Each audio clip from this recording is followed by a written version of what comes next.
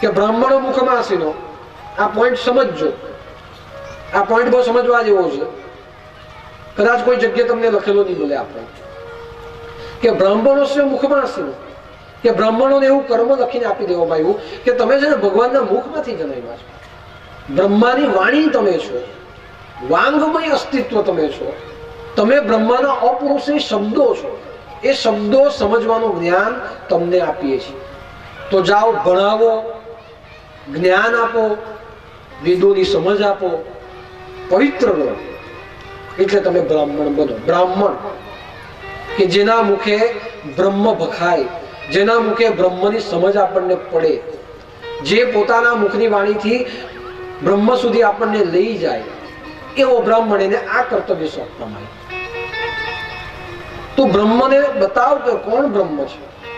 તું દાન કર, તું શિક્ષણ આપ, તું સંસ્કાર આપ.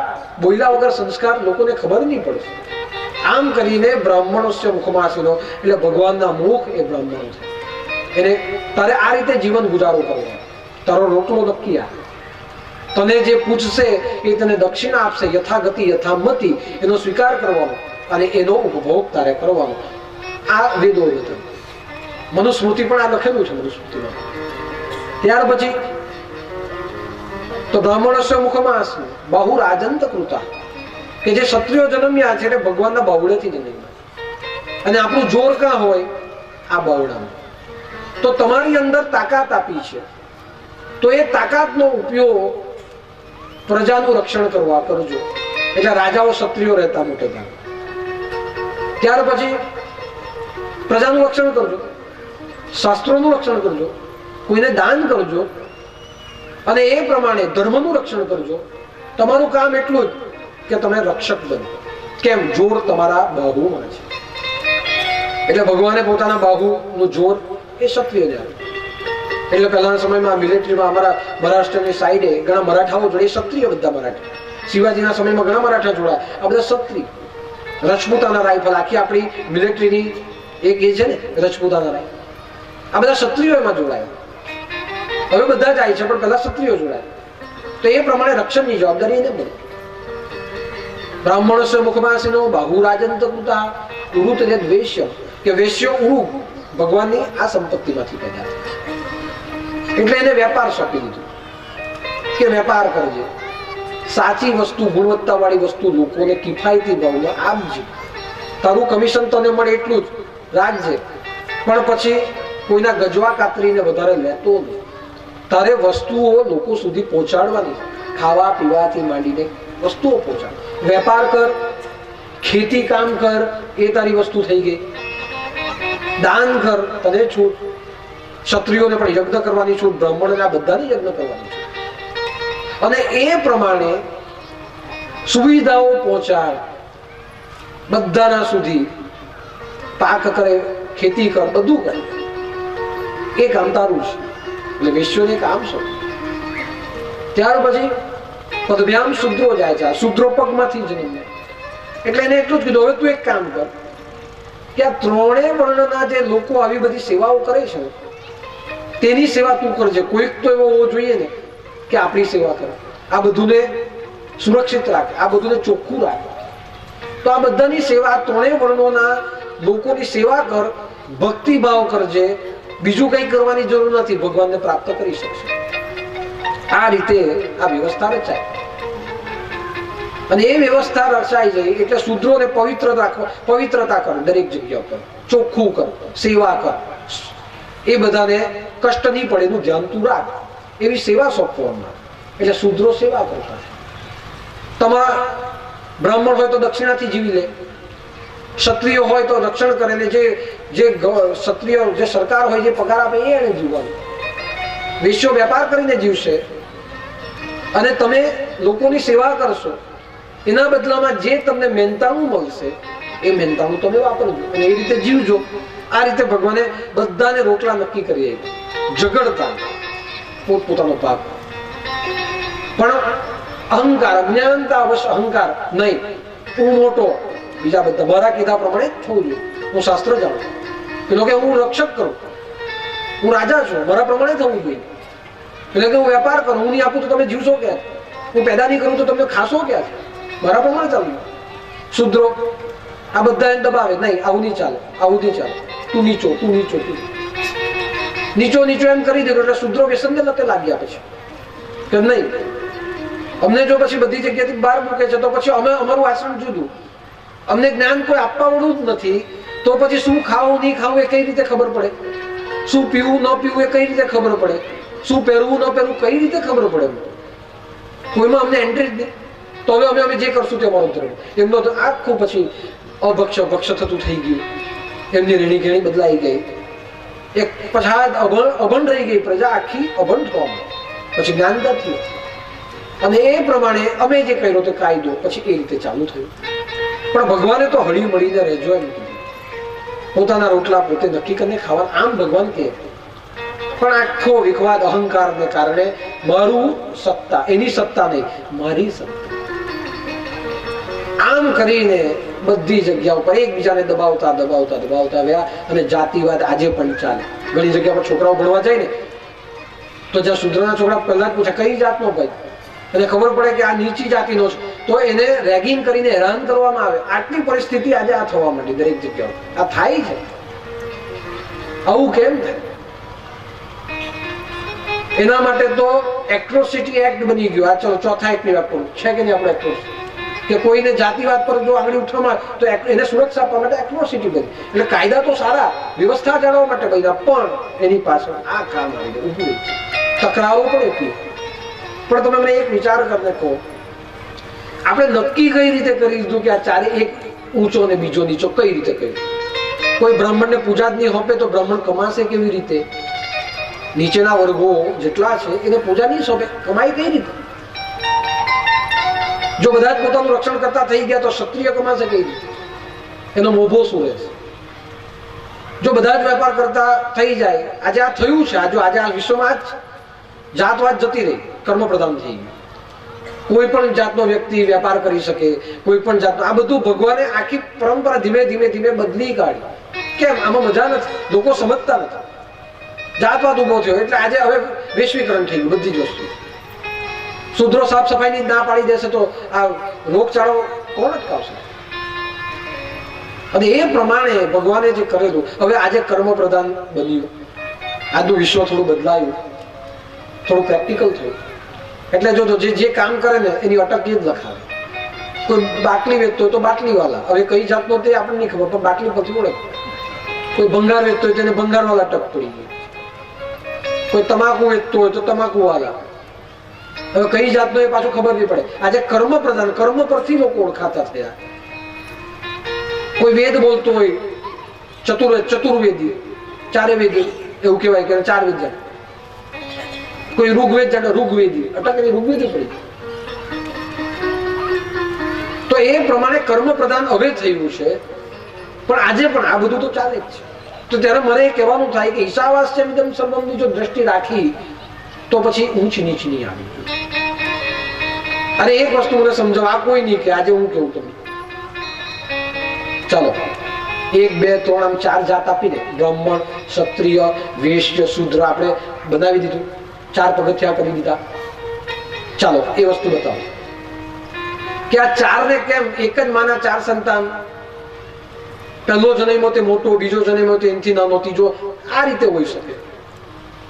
પણ આ બધામાં આ સૌથી વ્યવસ્થિત, આ એવું માં કોઈ દિવસ ભેદભાવ નહીં કરે. આપણે બી ભેદભાવ નહીં કરીએ.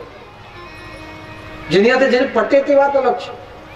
પણ એક વસ્તુ મને બતાવો, ચાલો આ 4 વર્ગીકરણ ભગવાનમાંથી જે પ્રસૂતિ થઈ, આજે આપણે પ્રસૂતિની જ વાત કરીએ. તમે જાતે સમજી જશો આપણને વ્યવસ્થા શું છે. ચાલો અહીંયા ઘણી બહેનો બેઠી છે, બાળક જન્મે છે, જો પ્રસૂતિની વાત કરું છું, કેમ કે આ 4 જાત ભગવાનમાંથી ઉત્પન્ન થયેલી છે. આ પ્રસૂતિ ભગવાને કરી છે. પુરુષ સૂક્તમમાં જ્યારે અભિષેક થાય ત્યારે આ 4 વસ્તુ આવે. તો મને એક વસ્તુ બતાવો, અહીંયા બહેનો ઘણી બેઠી, કે બાળક જન્મે અને પ્રસૂતિ થાય તો પહેલું અંગ કયું બહાર નીકળે? આ મને જવાબ આપો મોટે ભાગે. તો બધા અહીંયા મોટે ભાગના કહે છે કે બાળક જન્મે અને પેદા થાય તો પહેલું માથું બહાર નીકળે કે નહીં નીકળે? પહેલું માથું નીકળે ને, બરાબર? અને પછી છેલ્લે શું નીકળે? પગ બહાર નીકળે. આ પ્રસૂતિ થઈ. એક સ્ત્રી એક પુત્ર પેદા કરે, સંતતિ પેદા કરે, એનો આ કુદરતી નિયમ છે. આપણે નક્કી નથી કરતા કે પહેલા પગ જોઈએ. ઘણી વખત છોકરો આડું બી થઈ જાય, કા પગ આવે કા માથું, પણ 90% કિસ્સાની અંદર પહેલા માથું બહાર આવે.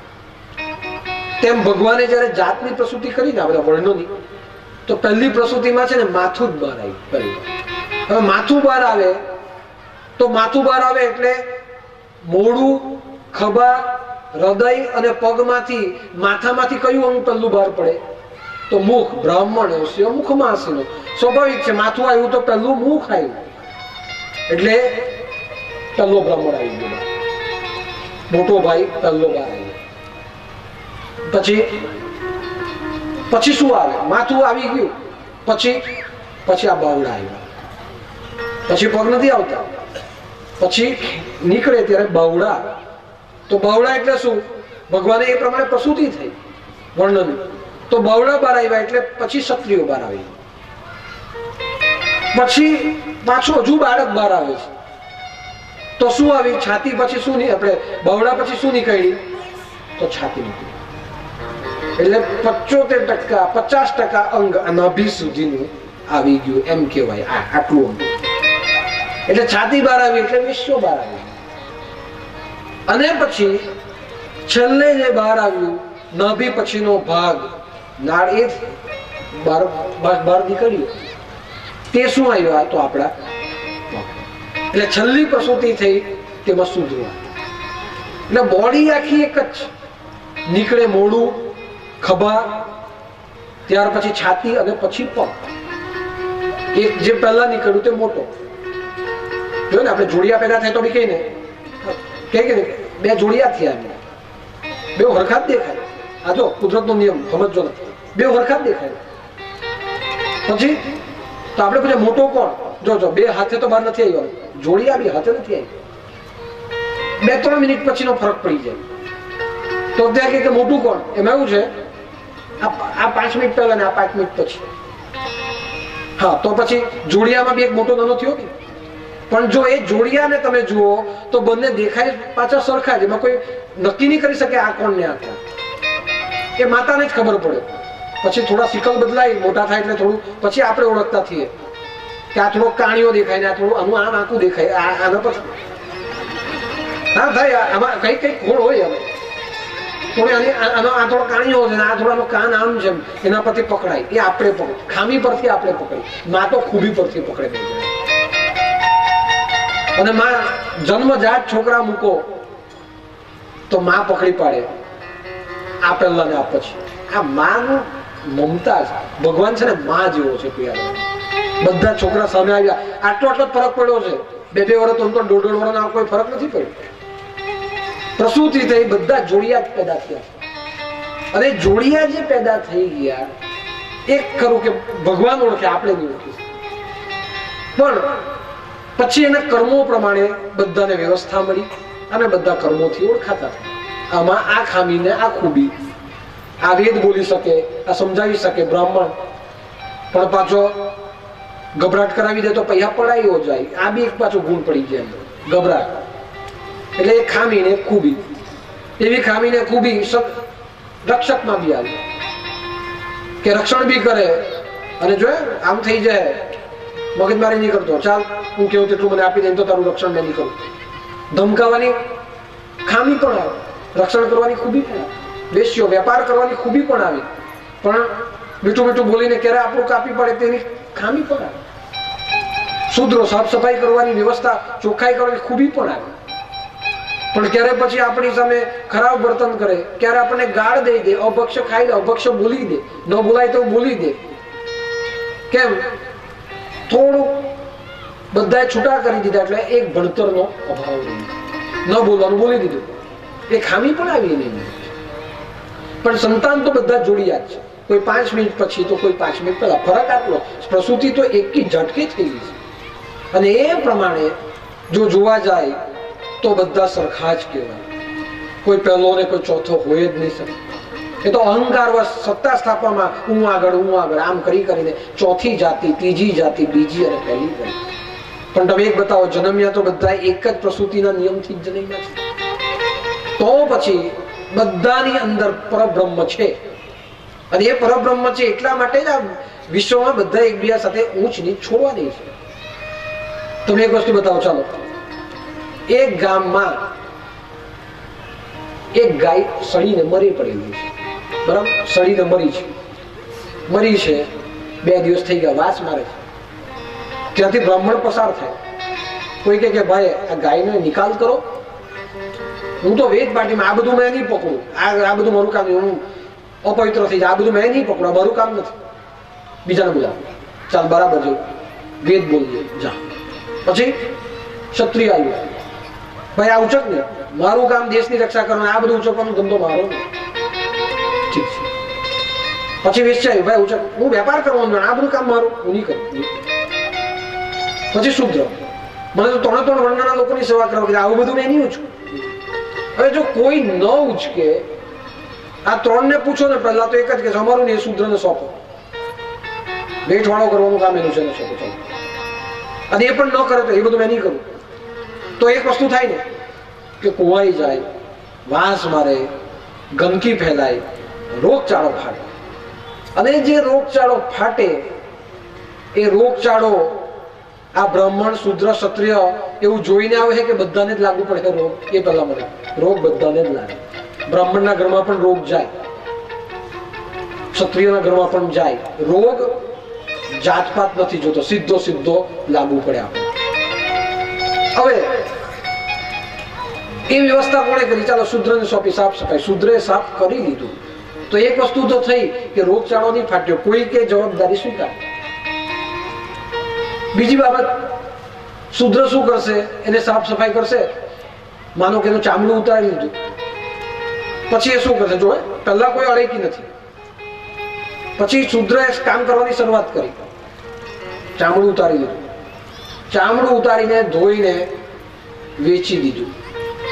હવે વેચ્યું તે કોઈ વેપારીએ જ લીધું ને, વેપારી પાસે ગયું કે નહીં ગયું? વેપાર કરનાર વેચ્યો ક્યાં પહોંચ્યું? હવે ત્યાં પહોંચ્યું તો ત્યારે કેવું લીધું? ત્યાર પછી કોઈ કે એમાંથી પાકીટ બનાવ્યા, કોઈ કે લડવાના પટ્ટા બનાવ્યા, કોઈ કે પગરખા બનાવ્યા. ક્ષત્રિયોએ લીધા કે નહીં રક્ષણ કરવા માટેના જેકેટ, પૈસા મૂકવાના પાકીટ, એ જ ચામડાના. પછી બ્રાહ્મણ, તો બ્રાહ્મણ પાકીટ નહીં રાખે, બ્રાહ્મણ ચપ્પલ નહીં પહેરે, આજે બધું જ પહેરે છે. તો જે વસ્તુને નિષેધ નહીં અડકવાની, તે વસ્તુને જયારે એકે અડકીને સાફ કરી, તો એ જ વસ્તુને પાછી બધાએ પોતાના હાથે તો લઈ લીધી ને. બધા કોઈએ ગજવામાં પાકીટ મૂક્યું, કોઈએ અહીંયા પાછળ મૂકી દીધું, કોઈએ ચામડાનો પટ્ટો પહેરી લીધો, કોઈએ ચપ્પલ, ફરીને બધા જ વર્ણોએ એ વસ્તુનો તો સ્વીકાર કરી. એટલે સ્વાર્થનો સ્વીકાર તો બધા કરે, પણ જ્યાં ઉચકવાની વાત આવી ત્યાં બધા ના પડવા. એટલે જેને સાફ સફાઈની જવાબદારી સોંપાઈ એને સાફ કરી લીધું તો વાતાવરણ સુરક્ષિત થયું. જેને વેચવાની જવાબદારી એને વેચીને પ્રજા સુધી પહોંચાડ્યું, તેમાંથી સારી વસ્તુઓ લોકોને મળી, એનાથી રક્ષણ પણ થઈ શક્યું, જાકીટો પટ્ટા લઈને. અને બ્રાહ્મણે પગમાં ચપ્પલો પણ પહેરી. એટલે થયું તો એક ના થકી બધાનું જ કામ થયું. તો પછી ઊંચ નીચ આવું કરે એટલે એવું નથી. તો સાફ સફાઈ થાય જ નહીં ને તો વાતાવરણ દૂષિત થાય. આપણે નક્કી કરી કોઈ લોકો કરે, પણ કરવાની ફરજ તો બધાની છે. આટલા વર્ષે બી બધા જાયગા કે નહીં? આ જોઈને હમણાં સફાઈ અભિયાન ચાલે, શું ચાલે? આટલા વર્ષે જાયગા ને ટીવી પર તમે જુઓ ને કે બધું સાફ થાય, બધી જગ્યા પર મંત્રીઓ પણ કચરો વાળતા દેખાય. ચાલો જે હોય તે ફોટા પડાવવા તો ફોટા પડાવવા, બરાબર, દેખાવા તો દેખાવા, પણ કંઈક તો સાફ સફાઈ એક દિવસ તો કોઈએ કરી. અને બીજી વાત છે કે શુદ્રો પગમાંથી જન્મ્યા એટલે એને ભક્તિ પણ આપવામાં. હવે આજે એક રીતે આધ્યાત્મિક માર્ગ પ્રમાણે તો તમે જોવા જાવ ને તો આપણે જે ભગવાનના ચરણમાંથી શુદ્રો જન્મ્યા ને એ જ ભગવાનના પગને પહેલા પગે આપણે લાગીએ છીએ. મંદિરમાં જાઓ ને તો પહેલા પગે લાગે. કેમ? જો શુદ્રો પગમાંથી જન્મ્યા ને એ અછૂત હોય તો ભગવાનના પગને કેમ તમે અડકો? નહીં, પણ પહેલું પગ પરમાત્મા. એટલે કહેવાયું કે બધાનું જ કામ સેવા કરવાનું છે, બધાનું જ કામ વેપાર કરવાનું. બધા બધું કરી શકે, કર્મ પ્રધાન વિશ્વ થઈ શકે, પણ એટલું ત્યાં ઊંચ નીચ એ જૂની ગ્રેડ અહંકાર એ ત્યાંથી જતો રહેવો જોઈએ. અને એ જો જતો રહે તો હું માનું છું કે ઈશાવાસ્યમ ઇદમ સર્વમ આ બધા ઉતારી લીધું. અને એ જ પ્રમાણે દરેકની સાથે વ્યવહારો આપણા થવા જોઈએ.